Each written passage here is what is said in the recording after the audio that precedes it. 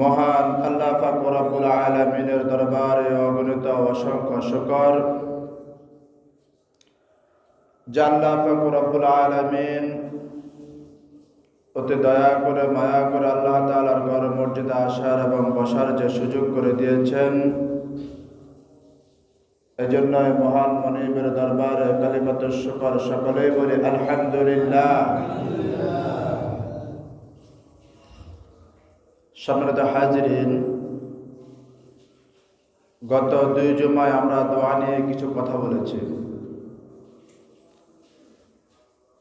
বিতর্কিত অনেকগুলা কথা আমরা নিয়ে এসেছি। আজকে বাস্তবিক কিছু কথা বলার চেষ্টা করবো ইনশাআল্লাহ। আল্লাহ পাক রব্বুল আলামিন যেন আমাদেরকে শোনার এবং মানার তৌফিক দান করে, সকলে বলেন আমিন।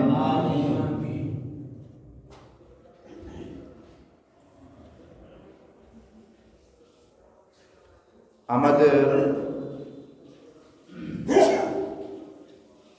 সবাই একটা দোয়া জানি, দোয়াটা আমার সাথে সবাই পড়ি। এই দোয়ার উপরে আরো কয়েকটি কথা আজকে বলার প্রয়োজন বোধ মনে করছি, বিদায় বলতেছি।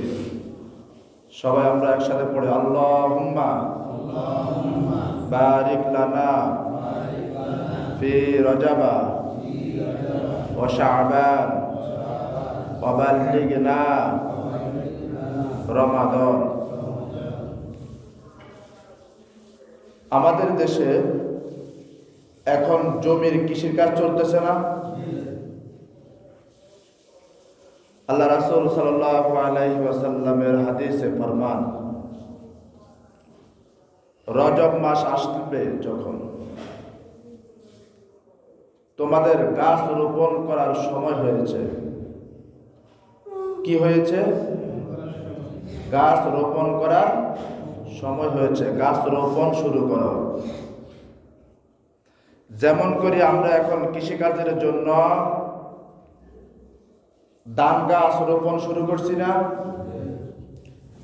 এই 15 দিন 20 দিন সবার চলে যাবে রোপণ করতে করতে। এর কয়েকদিন পরে আবার শুরু হবে সাপ, বিভিন্ন গাঁজা টাঞ্জা বা গাছ গাছাড়া যেগুলো আছে সেগুলো সাফ করা, নাকি? রজব মাসে আমরা গাছ রোপণ করলাম, শাবান মাসে এগুলাতে সুন্দর ফল হওয়ার জন্য সাপসাটারে যা আছে এগুলা শেষ করলাম। কৃষিকাজ, তারপরে কি করব? ধান কাটবো, ধান নিয়ে আসবো, সেই রিজিক আহরণ করব। কি করব কি করব না? ধান মনে জমিন থেকে যা উঠে বেগুন মনে মসজিদে দিয়ে দিবেন, খাইতেন না? কথা কয় না, খাইতেন না? তো খাইবেন কথা কন্যা বেলে জি খামো। আল্লাহর বান্দা খুব মনোযোগ সহকারে শুনলে বুঝতে পারবেন, আল্লাহ পাক রব্বুল আলামিন মানব জাতির জন্য মুহাম্মদ রাসূলুল্লাহ সাল্লাল্লাহু আলাইহি ওয়াসাল্লামের মাধ্যমে 3টি মাস সম্মানিত করে দিয়েছেন।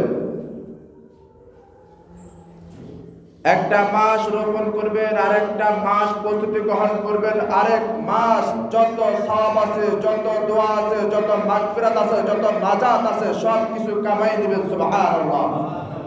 সেই মাসটা কি মাস? রমজান মাস। আসতেছে কি আসতেছে না? আসতেছে। যারা রোজা রাখবে তাদের জন্য আসলে ভালো, আর যারা রোজা রাখবে না তাদের জন্য কি ভালো নাকি? ওই সমস্ত ব্যক্তির জন্য ভালো, রোজা রাখবে না কিন্তু বাজার করব, সদাই করবে, নতুন নতুন কাপড় কিনবে, জামা কিনবে, তাদের জন্য ভালো। আমি ওইদিকে যাব না, আমাদের ধারাবাহিক আলোচনায় কথাগুলো আসবে পরবর্তী জুমা ইনশাআল্লাহ। তাহলে আমাদের আলোচনা চলতেছে কিসের উপরে? দোয়ার উপরে। কিসের উপরে? দোয়ার উপরে। عن ابن مسعود رضي الله تعالى عنه أن النبي صلى الله عليه وسلم কানা ইয়াকুলু আল্লাহুম্মা ইন্নী আসআলুকাল হুদা ওয়াত তাকা ওয়াল আফাফা ওয়াল গিনা।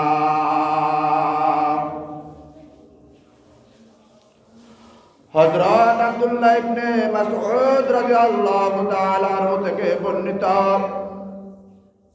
নবী করিম সাল্লাল্লাহু আলাইহি ওয়াসাল্লাম বলতেন, আল্লাহ কানা ইয়াকুলু আল্লাহুম্মা ইয়া আল্লাহ ইন্নী আসআলুকাল হুদা, আমি আপনার কাছে হেদায়েত কামনা করি। সুবহানাল্লাহ। দোয়া করছি কি করে নাই? কথা বলে, দোয়া করছি কি করে নাই? এখন আমরা দোয়া করি নাকি? আমরা দোয়া করে তোর উপরে গজব ওড়াই, কিন্তু আমার নবী, আপনার নবী, প্রাণের নবী মুহাম্মদ রাসূলুল্লাহ সাল্লাল্লাহু আলাইহি ওয়াসাল্লাম হাদিসে ফরমান, আল্লাহুম্মা ইন্নী আসআলুকাল হুদা, হে আল্লাহ আপনি আমাকে হেদায়েত দান করুন, ওয়াত তাকা, ওগো আল্লাহ আপনি আমাকে তাকওয়া দান করুন। কি দান করুন? তাকওয়া দান করুন। তাকওয়া অনেক দামি জিনিস। হেদায়েত কি কম দামি নাকি? না। এই প্রসঙ্গে যে একটা কথা মনে পড়ে গেল, মুহাম্মদ রাসূলুল্লাহ সাল্লাল্লাহু আলাইহি ওয়াসাল্লাম আহমদ শরীফে একটি হাদিসের মধ্যে বর্ণনা করেন, যে ব্যক্তির কানের মধ্যে মসজিদের মুয়াজ্জিনের আযান আল্লাহু আকবার শব্দটা গেল, মসজিদ থেকে মুয়াজ্জিনে আযান দিল, আল্লাহু আকবার আল্লাহ বড়, আল্লাহ বড়, আল্লাহর বড়ত্ব প্রকাশ করার কথা তার কানের মধ্যে যাওয়ার পরে যে ব্যক্তি মসজিদে গেল না, আমার নবী, আপনার নবী, প্রাণের নবী মুহাম্মদ রাসূলুল্লাহ সাল্লাল্লাহু আলাইহি ওয়াসাল্লাম হাদিসে ফরমান, সে ব্যক্তি সর্বপ্রথম তার নফসের উপর জুলুম করেছে। সর্বপ্রথম তার নফসের উপরে কি করেছে? জুলুম করেছে। মুহাম্মদ রাসূলুল্লাহ সাল্লাল্লাহু আলাইহি ওয়াসাল্লাম এই কথা বলিয়া ক্ষান্ত হয় নাই। তারপরে কি হাদিসের মধ্যে বলেন, সে শুধু করে জুলুম করে নাই, সে কুফরিও করেছে। তাহলে কয়টা করছে? কোন কাজটা করলে? মুয়াজ্জিনের মসজিদের মাইকের আযান শুনলো, কানের মধ্যে আল্লাহু আকবার আযানের ধ্বনি তার কানের মধ্যে বেজে উঠলো, কিন্তু সে মসজিদে জামাতে অংশগ্রহণ করার জন্য আসলো না। আমার নবী, আপনার নবী, প্রাণের নবী বলতেছেন, সে সর্বপ্রথম আমার উপরে জুলুম করেছে। 2 নাম্বার, সে আমার আল্লাহর সাথে কুফরি করেছে। নাউজুবিল্লাহি। 3 নম্বরে কথা বলিয়াও ক্ষান্ত হয় নাই মুহাম্মদ রাসূলুল্লাহ সাল্লাল্লাহু আলাইহি ওয়াসাল্লাম। তারপরে বললেন, যে ব্যক্তির কানের মধ্যে আযানের আওয়াজ গেল কিন্তু মসজিদে গিয়ে নামাজ পড়লো না, সে অবশ্যই মুনাফিকিও করেছে। কি করেছে?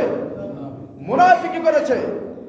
মুয়াজ্জিনের আযান শোনার পরে, কানে আল্লাহু আকবারের ধ্বনি যাওয়ার পরে যে ব্যক্তি মসজিদে গেল না, সে জুলুম করলো, কুফরি করলো, মুনাফিকি করলো।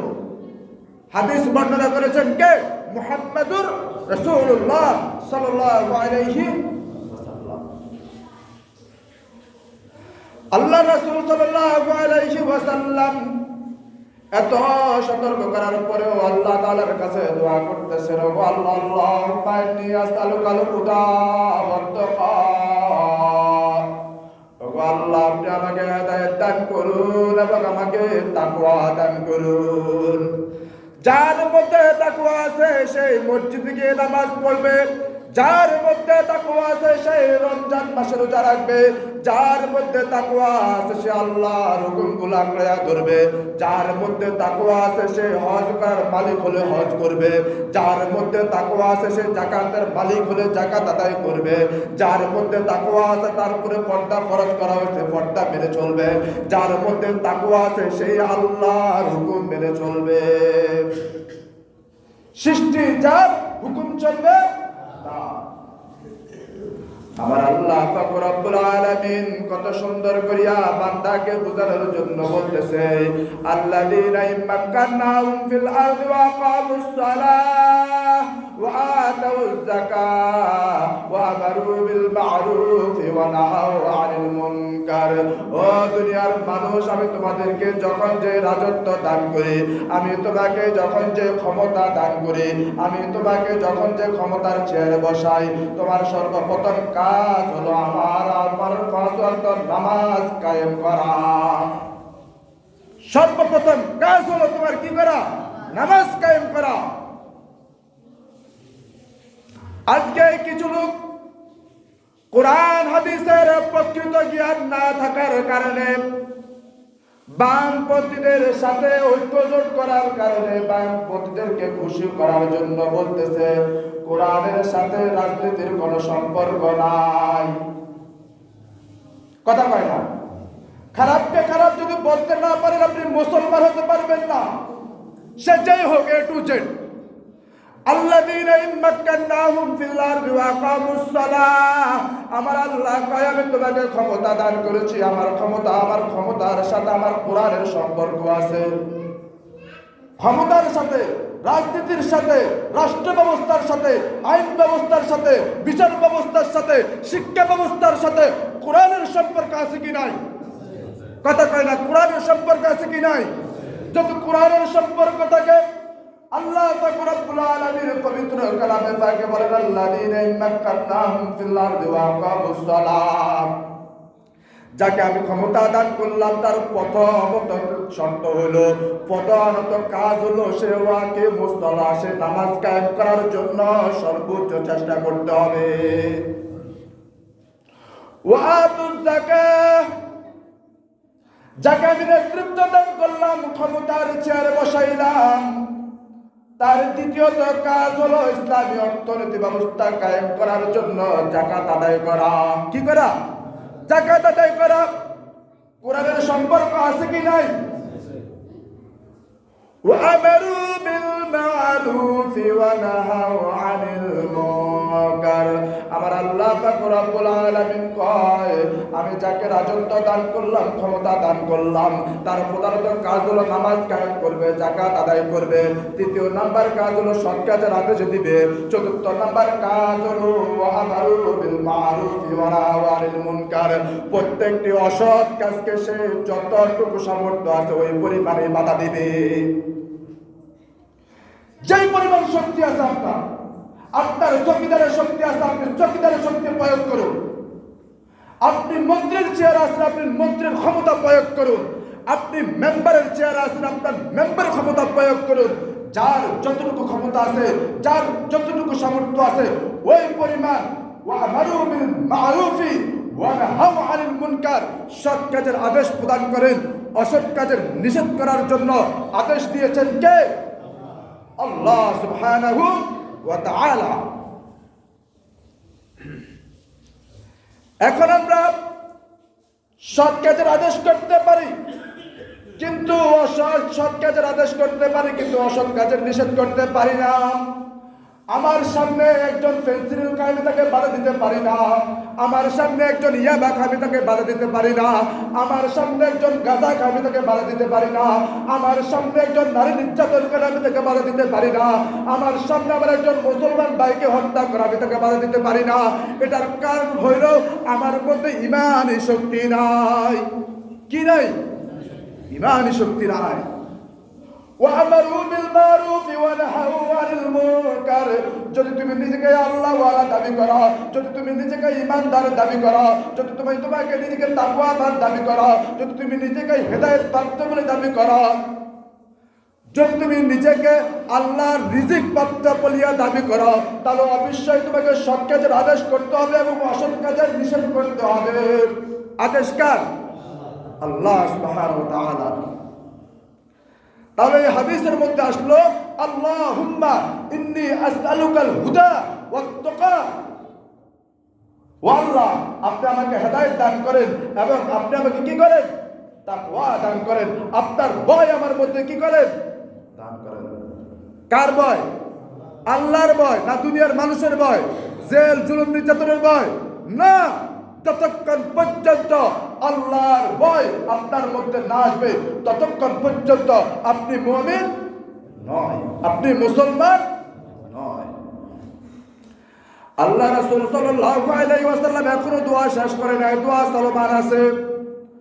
আল্লাহুম্মা ইন্নী আসআলুকাল হুদা ওয়াত তাকা ওয়াল আফাফা।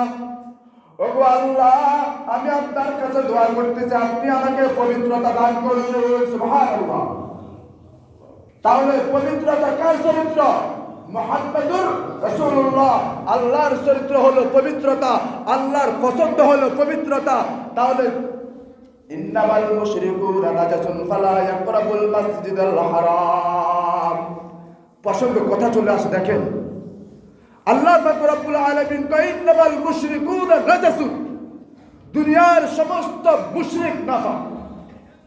তার নাফাকের সাথে মুশরিকের কোনো কি নাই, সম্পর্ক নাই।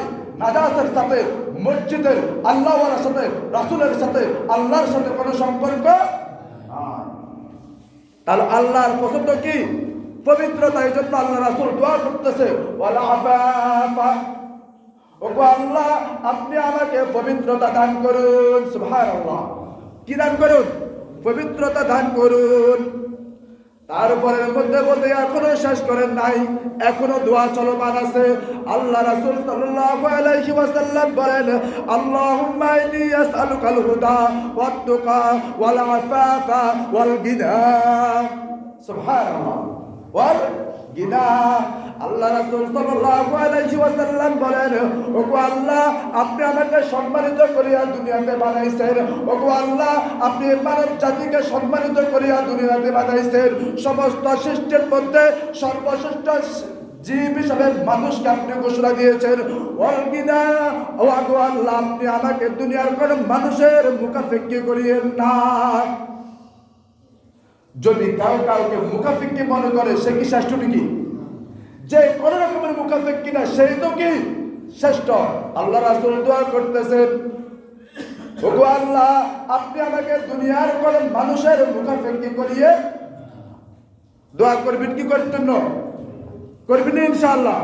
আল্লাহ তাআলা আমাদের সবাইকে এই দোয়ার উপরে যে কথাগুলো হয়েছে এই কথাগুলোর উপর আমল করার